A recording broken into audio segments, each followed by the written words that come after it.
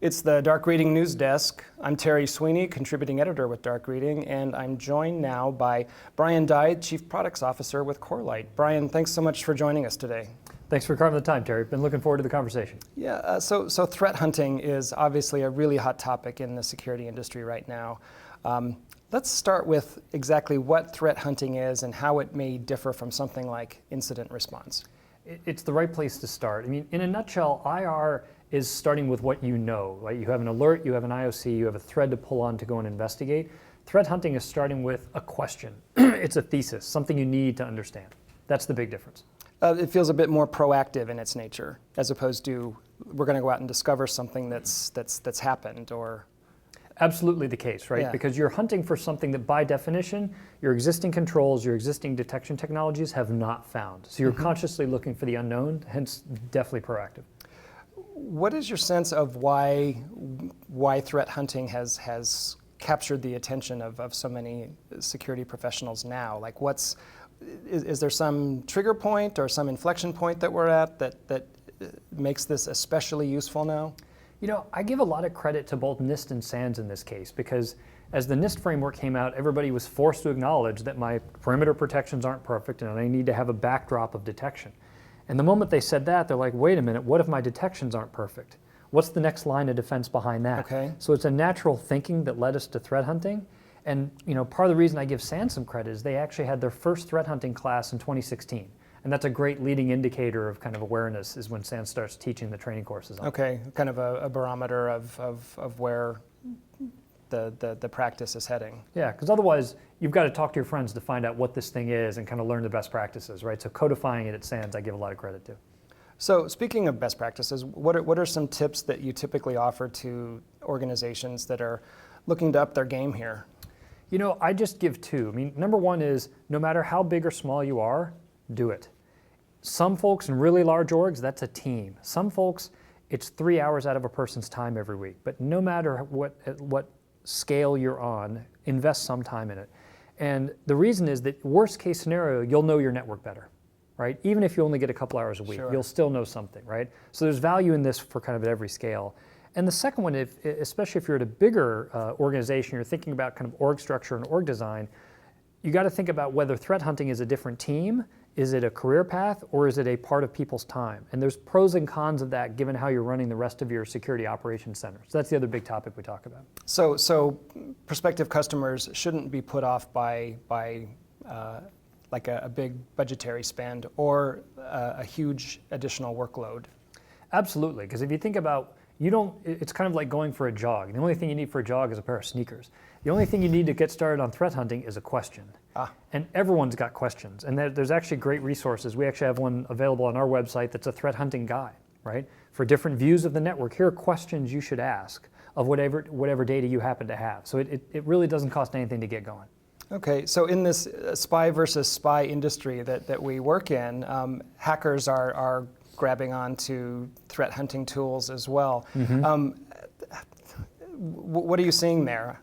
Well, we see the cat and mouse game progressing, right? Sure. And I think a really interesting area is encrypted traffic, because you know the attackers have been trying to hide their techniques in encrypted data recently, or encrypted communications. And so a great example of this, there's some really cool research that came out of the Salesforce.com security engineering team, where they figured out that if you fingerprint the certificate handshake, there's enough degrees of freedom to find the attacker tool, right? Wow. You can say, oh, you're using Metasploit. That's a pretty durable piece of insight, right? Because if you find an IP address, very low half-life, not super useful. You find the tool, you've really thrown them a curveball. And so now what we find is attackers are trying to play the cat and mouse game by, oh, let's do pre-shared keys. So that way you can't fingerprint that connection.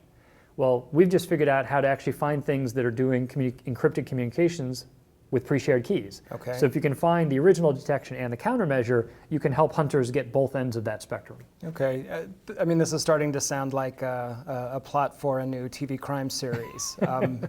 Any recent real-life anecdotes to share around that? Yeah, I mean, this is the great thing about our industry. So many anecdotes. You know, we worked with a customer that on the very first day that we got deployed with them, they found reverse shell activity happening from China over SSH. Okay. And that's fine unless you don't have a data center in China and you're not employing any administrators Might be in a China. problem. That is a sign of an indicator, right? And it's not just cyber that's so interesting, and that's why I think threat hunting as a discipline has so much power. Another organization we worked with, they realized that they had whole chunks of their database estate that was sending unencrypted SQL queries from their databases. That's not an attack, but it sure as heck is a pretty big vulnerability and a pretty bad operating practice. You know, you're going to find stuff when you go threat hunting. Maybe it's a bad policy, maybe it's a misconfiguration, maybe it's an actual attack, but you're going to be better off no matter which one of those you wind up finding. Any other examples of weird use of encryption that you're seeing that may prove worrisome? Yeah, so there's a lot going on in the encrypted world. I think a lot of what folks are starting to think about now is what does my world look like when people start to do DNS over encrypted communication channels like HTTPS or TLS. So being able to find that, first and foremost, we think is going to be really interesting.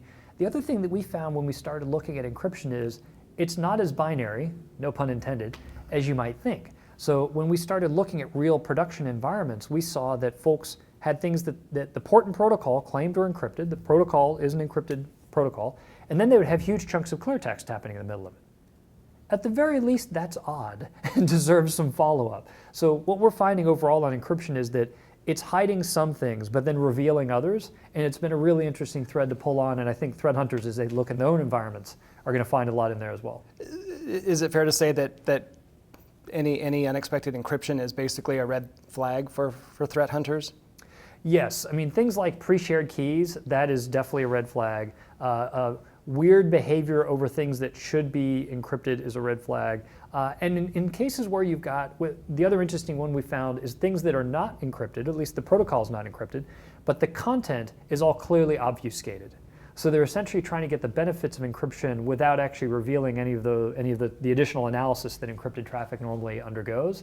So it's the cat and mouse game of, you know, investigatory insight, evasion, countermeasure. Right. It's absolutely continuing in the encryption world. Rinse and repeat. Yes.